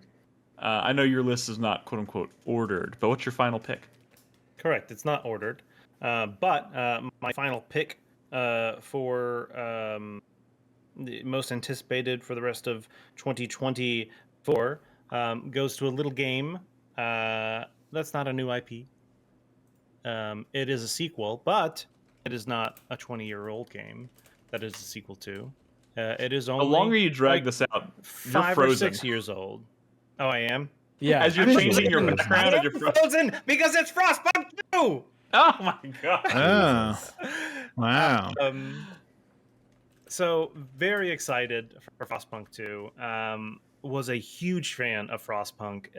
Anybody who played it knows how much that game was phenomenal in the sense that it took the style of game but added a whole new layer onto it with the decisions you had to make. Every decision you made in that world felt like it impacted something. It wasn't about like, oh, we need to mine more Vespane gas. It was hey, am I going to make these little children go and work as day laborers, or do I let them play and be kids? One of them gets me more resources. One of them makes everyone very upset with me. But why wasn't that a tough decision for you, Nick? I mean, Nolan, you always seem so delighted when you implemented child labor. Hey, I always did, but it was temporary. I always reverted back after just a little while. I just needed them to just pick a little coal with their tiny fingers. I just needed them to do their chores, quote unquote. That's his all. Brain said child labor, but his heart said only for a little bit. But yeah, no, I did, whenever it came to having to make a new decision in that game, I always labor, but I labored over those decisions. It was never a quick, I'm definitely going to go down this route. They were always tough. And you had your weather forecast, so when storms are approaching, and you have to prepare for them. And so it's like, I know we've been on 8-hour shifts today, boys, but we're gonna bump it up to like maybe 16-hour shifts for the next couple of days because we are falling behind. It was stressful but fun at the same time. It had great music. That campaign itself was really good. Some pretty good DLC. All of that being said, because I've obviously been speaking just a whole lot about Frostpunk 1 right now, for those who've never played it, it's on sale right now for a whopping $3. Ooh, It is I can afford 90% that. off. 90% off, or if you want the Game of the Year edition, everything included, everything is like $10. Both of those very much worth it for a fantastic game. Now this one, they're switching it up. The big thing in the original Frostpunk was the heart of your city was your hub unit, which produced that warmth, and everyone had to kind of stay around it until you built smaller things to provide warmth to your citizens around. If that went out, then everyone died. So you had to make sure that was maintenance kept up with. But anyway, everything based on coal. 2 is oil. So they're switching things up. So I'm pretty sure that's going to add a whole lot more mechanics, a whole lot more things that can potentially go wrong. So I'm very much looking forward to see what's in store and the tough decisions I'm going to have to make. This citizen stole some food. What are you going to do with them? Kill them to make an example out of them. Send their children to the mines, maybe. Yeah, you got to watch some There Will Be Blood right before you start Frostpunk 2 to really get in the mood. Learn a little more about drainage, and milkshakes. Yeah, no. For those who've never played Frostpunk, I promise you, it is a whole lot of fun. Like I said, the music very much gets you in the mood for the game. And I love the tone that it sets. And man. Apparently it's coming out in the summertime. I feel like this should be a winter release, but hey. I guess so. I think August, right? Next month, I think. I think so, yeah. That's getting close to winter. But quote unquote, yeah, that's true. But yeah, it's one of those things where I'm honestly debating on in the next few weeks here picking back up Frostpunk and playing it a little bit to get me in the mood, because it's gonna be so much fun. Definitely looking forward to it. This is one of those games that I always thought looked really cool, but man, it looks so stressful. It can be, but it's stressful, but it's fun at the same time. And it's also one of those things where, depending on how you play it, even if you fail, it's not like you're not going to lose like 40 hours of progress or something like that. You might fail to complete the level or the thing that you're doing, but it's only like maybe a couple hours. And now you've learned, and you can kind of reapproach the next situation knowing, next time I'm going to do this differently and stuff. I never felt like when I failed, I never was like, this game was bullshit, that's why I failed. I always realized, I tried to be too either too aggressive, or I didn't plan accordingly. Right. So I don't know. It's definitely fun. Cool. Well, yeah, maybe this is the one. I didn't realize it's coming to Game Pass too, which is kind of neat. But you know what? I might pick up Frostpunk 1 on $3. I can afford $3. Yeah, $3 is not bad. All right, Chris Davis, what's your third and final pick? My third and final pick is from a studio that's become close to my heart. That is Machine Games' Indiana Jones and the Great Circle. Still a dumb name, but I hope it's good. I mean, yeah. They've become close to your heart? Haven't they always been close to your heart since they announced? I mean, the minute I got to experience Wolfenstein: The New Order in 2014, like, yeah. Are you? I don't know if I ever asked this. Are you a big Escape from Butcher Bay fan? Yeah, Escape from Butcher Bay and the Assault on Dark Athena. Yeah, those are great. Okay. Wait, also like the Darkness. Wait, goes all the way back, right? Yeah. Okay, wait, back up. Nick, you knew what's the connection there? Machine Games, they were founded by ex-Starbreeze devs. Oh, they're okay. basically those, Gotcha. but they're basically those people, like that team, Yes. pretty much. That makes a lot of sense to me, actually.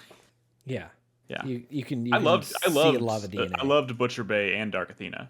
And the Mostly Butcher darkness. Bay.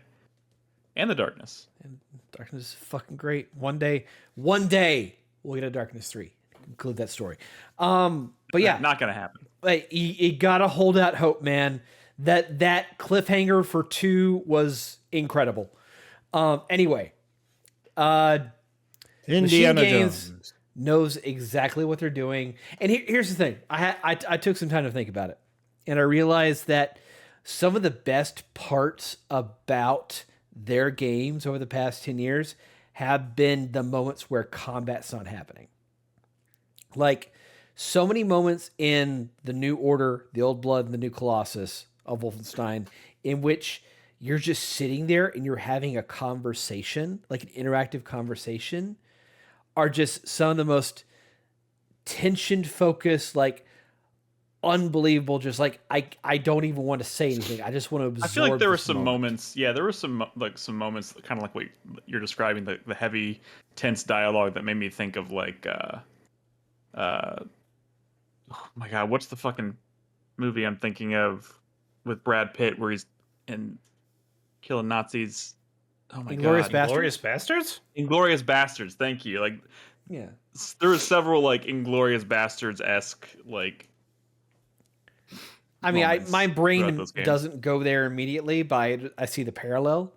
But like that's the thing, is that like Indiana Jones, that franchise is filled with quite a bit of this. It's a lot of just good guys talking to bad guys in slow moments before the actions break out.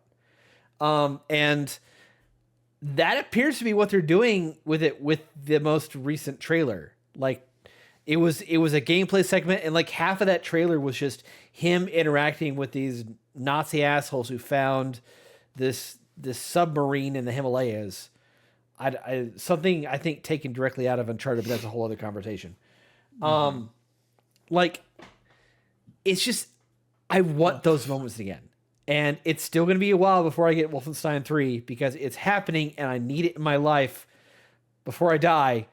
But in the meantime, I've got an Indiana Jones game that is gonna fill a need for a while. Gonna fill a need. Yeah, no, Indiana Jones. Indiana Jones is like one of the, it's one of those properties like when you're watching when you're having fun, whether it's one of the good ones or one of the bad ones, like you're having fun. And I don't know. I my hope here is that when this game comes out, I hope it has good puzzles, because I feel like kind of at the heart of Indiana Jones is, solving these weird obtuse puzzles and stuff. Going into tombs and everything. The rumor is that like the tutorial for the game is the opening tomb from Rares of the Lost Ark. So it teaches you the mechanics and you learn everything in there, including the puzzles and stuff. So like that's exciting. But like, I think they have had enough time to develop this that I think we could get something really fucking cool. Cool. I mean, I've said it before, I'll say it again. Every time I watch footage of this game, I'm kind of like, I'm smiling, but I'm also thinking to myself, God, they just don't make games like this anymore. They don't make these like kind of weird first person, third person amalgamation licensed movie tie-in. Not even movie tie-in, but like licensed off of a movie property type games where they're using like actors' likenesses and stuff. It's just, they don't make them like that anymore. It's weird, but it's cool. Like, it's the last one I remember, I feel like, is Escape from Butcher Bay. Escape from Butcher Bay. Yeah, and that was terrible. What? What? Wait, what are you talking? You just said. What are you talking about? Escape from Butcher Bay is a great game. Brad, I'm kidding. I love Escape from Butcher Bay. I'm saying, yes, but you're making it sound. I'm like saying, I'm saying the likeness and the license shouldn't worry you because Machine Games has been there before. It doesn't worry me. That's what my point is.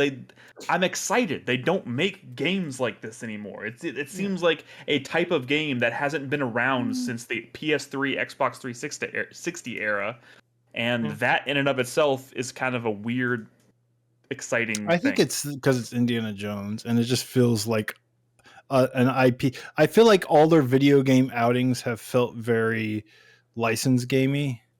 I don't Yeah, think no. Wolfenstein felt very licensed. No. Indiana Jones is an Indiana Jones. IP that feels like classic license I was game. taken It's- aback when I realized they were using Harrison Ford's likeness. I was like, I mean, Yeah, I I know think he's that's Indiana what's Jones. your biggest hang up. So I think the problem is it's a hard medium to transfer into a game. Like it sounds so, oh yeah, it's like Uncharted or Tomb Raider, but it's not, because people don't like watching Indiana Jones because he's jumping from yellow rock to yellow rock and pushing a pillar onto a stone to open a door. That's not why people watch the Indiana Jones movies. And so I could easily see this just being not capturing the spirit. Yes, it uses the names and maybe some similar nods to the movies, but I could see this very much. I mean, the last thing they showed was a very long, like, cutscene like interaction between Indiana Jones and like the villain and stuff. And I'm gonna be honest, that felt pretty authentic Indiana Jones to me. But I'm not. Well, that's what I'm saying. I could see the Uncharted-esque cutscenes that make those games fun, like being good, but the gameplay like in the itself, moment to moment, yeah. Yeah, I could see. I think they maybe got a little hope from Uncharted 4 with the grappling hook, like, oh, it's just like his whip, and he's gonna use his whip to swing around levels and stuff like that. That whip could make or break the gameplay. We'll see what happens. Absolutely could. Yeah.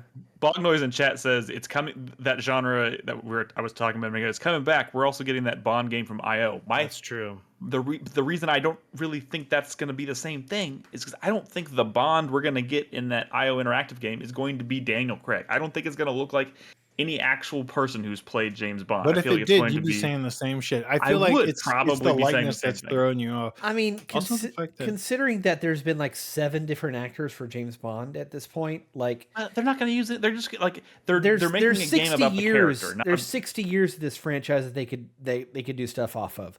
Like it's gonna be like a. Can you imagine if it was based off like the 60s films in terms of like camp and scope and everything they're doing? Like they could pull off like doing fucking Moonraker if they wanted. Who's the new James Bond? We don't know yet. They haven't selected still Daniel Craig. It's literally no. We don't know who the new James he's Bond done. Because for a while it just felt like he was hanging on like, little RBG, to be honest. I mean, like let it go. What? Well, that was never mind. No, Ruth Bader Ginsburg? I agree, never mind. I was like, wait, what? Okay. Bigger fish to fry here. Okay. I guess it's my turn. My final pick for the night is a game I've said multiple times this year is my most anticipated game of the year, and it has been pretty much since the first time we glimpsed it. And I know this is also one of those games that could go sideways. Who knows? But Star Wars Outlaws is a game that speaks to me on so many levels, and it's especially coming off of last year's Star Wars Jedi Survivor, which got me back into the world of Star Wars in a really. What? I'm just kidding. God damn it, Brad! You're just on a roll. No, Star Wars Jedi Survivor got me back into Star Wars in a really big way, more so than anything Disney has done with Star Wars, pretty much ever. And it, got back into reading the books, watching the shows, and then Andor blew up, and I was I loved that. It's just there's something about that universe that I've always loved, and I've been waiting for so long. What? Was it Darth Vader who blew up Andor? You said Andor blew up.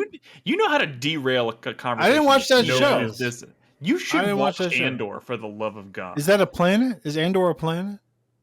Because you said Andor blew up. I don't actually know. I don't know Andor. The show Andor blew up. I know. I watched the first episode. I'm saying I still don't know what Andor is. Is it a person? It's is a it a planet?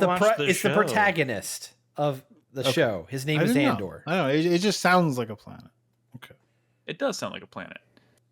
Anyways, well, that's because the planet they blow up in the original film is Alderaan. So, yeah, sounds kind of simple. Oh, and Endor as well. Endor.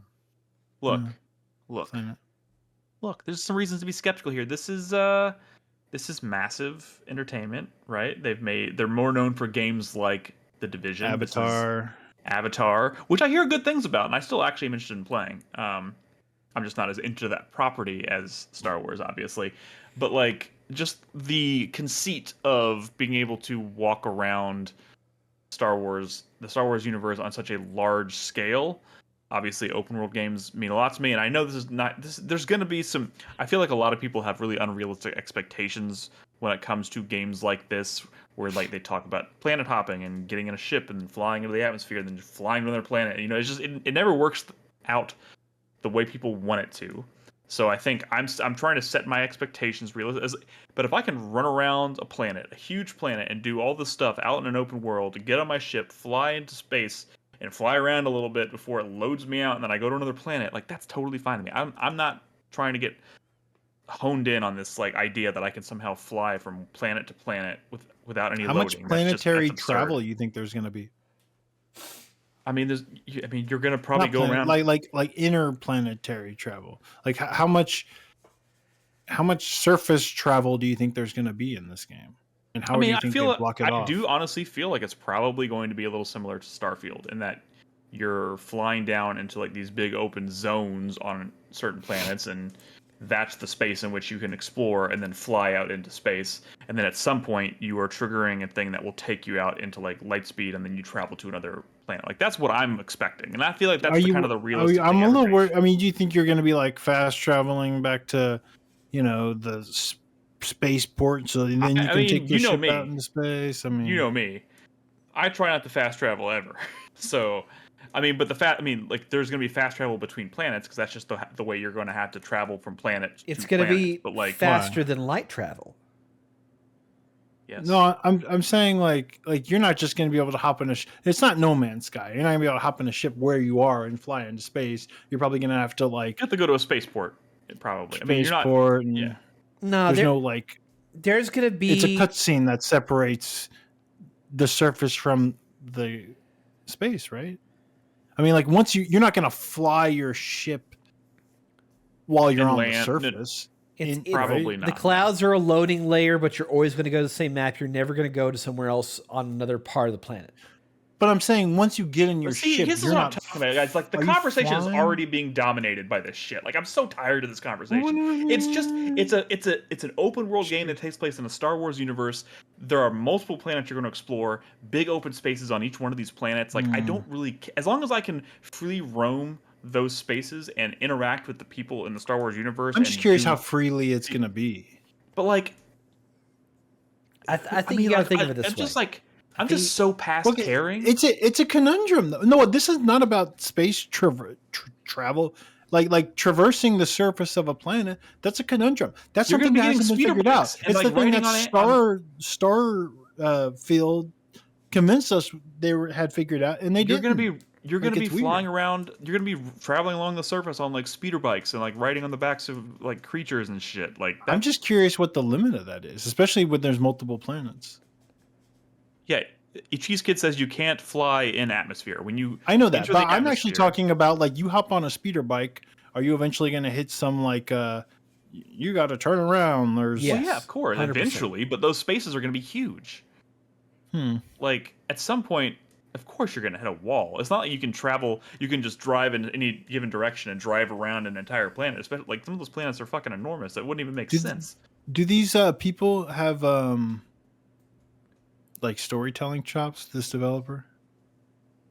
Are we like happy ask Chris Davis about? I mean, like people like the Division for the story, right? I mean, like they've built lore, but like they're also working within an established universe. Yeah, like you're playing a character in this. You're playing a character that doesn't really get a kind of character that doesn't get a lot of. There's a Disney Bible that they have to adhere to for lore, so they can't go fully creative because everything has to be canon now. Everything has to be approved, but like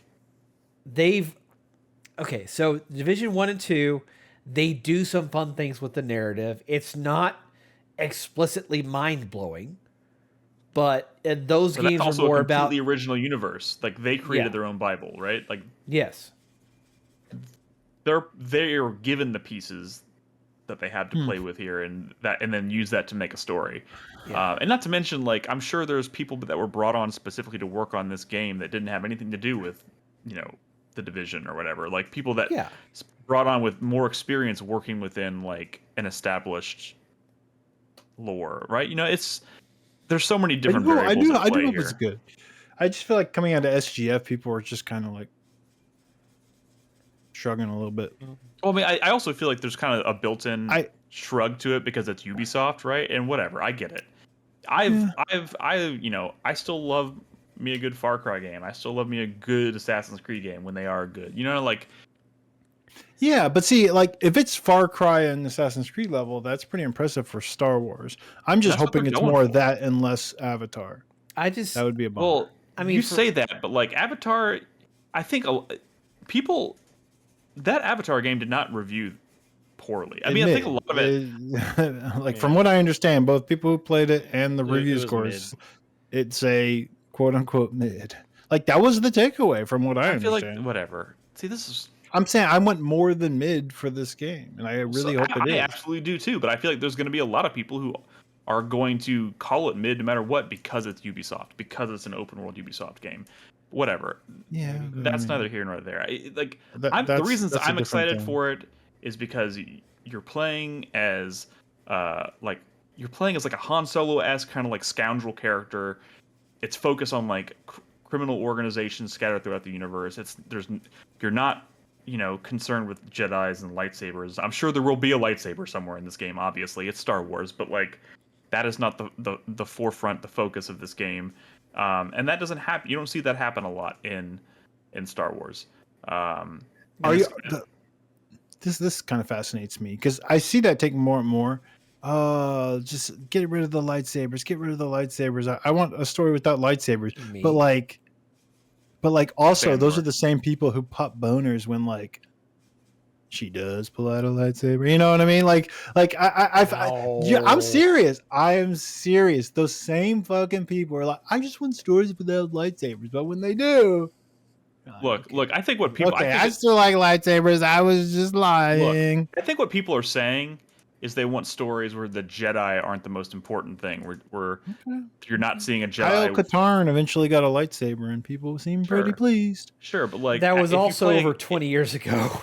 If you play a game and if you play a Star Wars game and you go 20 hours without seeing a Jedi or a lightsaber, and then a character shows up and boom, busts out a lightsaber, that's kind of that can be kind of a wild moment depending on how it's executed, right? Like I don't think people really have anything against lightsabers or Jedi for the most part. It's just for such a rich universe, it's just like all they seem to focus on. So it's nice when they don't, and that's what they seem to be going for here. I mean, my complaint is that like I just want a Star Wars war game, and we don't get a lot of that. Like, well, that's not what Battlefront. This is. What are you talking about? Battlefront is literally a Star Wars war game. No, but like something that's dedicated about a galactic conflict, like something akin Star Wars to Galactic Battlegrounds. No, something that's not fucking force focused. You're moving the goalposts. I'm not. I'm just saying. I want more interesting projects that branch out from focusing on a single character or a group of characters, so then that grows beyond that. Give me a 4X game. Give me another simulator like TIE Fighter game. Like Empire at War. Isn't EA working on a Star Wars game with the team that? Oh, they're doing a Total War Star Wars. It's supposedly a 4X experience. Yeah. Hey, Chris Davis, War is literally in the title. Yeah. Isn't that an Alien? Isn't that from the Alien Isolation team? No, this is from. I just want a Star War. Damn it. Yeah. I just want a Star War. That's all I want to see. No, God damn it! Give me a Star War. I mean, someone give him $10. This 4X game is from. Why is there no war in this Star Wars? Literally every Star Wars is about war. Yeah, but it always focuses on a very small set of characters. I just want to grow beyond that. True. It's true. Well, sure. That's why when they move into the strategy I don't want the space, microvision. I'm in an attempt to rein it back in for just a second. I'm just going to say that's one of the reasons why I'm really excited for this game is because they seem to be interested in exploring other aspects. Do you remember? I still remember the day. I still remember back. going to E3 and there was a fucking demo for Star Wars 1313 and it looked like a game that was centered around like a scoundrel going into the demo was mind-blowing and you were going down into the bowels of Coruscant and there was this huge battle and it looked more like something like, you know, it looked very kind of like Uncharted-esque at the time, honestly. But, you know, they were starting to kind of like dip their toes into like that kind of stuff with that game, and then that obviously fell apart. So seeing something like Star Wars Outlaws coming to it got canceled. So seeing a project make it to fruition without Jedis at the forefront is exciting. So it's my most anticipated, and coming out soon, end of August 29th, August 30th, something like that. What? Literally, your moment of last year was when a Han Solo type character pulled out a lightsaber. I'm just saying. Okay, well, yeah. He's not wrong. Yeah, that's correct. I'm just saying. I know y'all love lightsabers. You can't pretend to not love lightsabers. It was okay. First of all, the expectation had been set. It's a game with the word Jedi in the title. True. I'm just saying. But you know what's even more impressive? A game with the word Jedi in the title, where the story is all about Jedi, still managed to blow my fucking mind when a character pulled out a lightsaber like that. That's pretty wild. True. Okay, I'm so excited. All right, guys, that's it. That's our show. Any honorable mentions, I guess, before we? We can't get into that. There's so many. We can't get into that. I'm going to throw in one on the show, and I don't care if you cut it out or not. The PC port of Resident Evil 3. Hype for that shit. Holy God. I need that in my life. It's so on brand. It's so on brand. It is. It is. So on brand. What? Okay. Boo this man. Boo this man. Guys. Yeah, we follow the rules. 3 games each, Chris Davis. He said honorable mention, I took a shot. Fuck off, Brad. You did not follow the rules by any stretch of the imagination. Guys, you did 4 games, Brad. You did 4 games. Fuck off. That's the joke. That's the joke. That was the It's joke. the war between Dragon Age, Avowed, and Mario and Luigi Superstar Saga. It's a trio Superstar of Saga. RPGs. Brothership. Yeah. Brothership. God, what a bad name. That's a good name. That's not a good name, actually. Guys, thanks for listening to the show. We'll be back next week. 4playernetwork.com is the website. If you're interested in joining the community, hanging out, talking about video games, discord.gg/4player is the place to be. Real quick note for the people in this call recording this with me right now. Don't stop your recording when I'm done with this. Oh, okay. Yeah. I was about to. All right. Guys, thanks for tuning in. Thanks for listening. We'll catch you next week with more video games to talk about. Good night.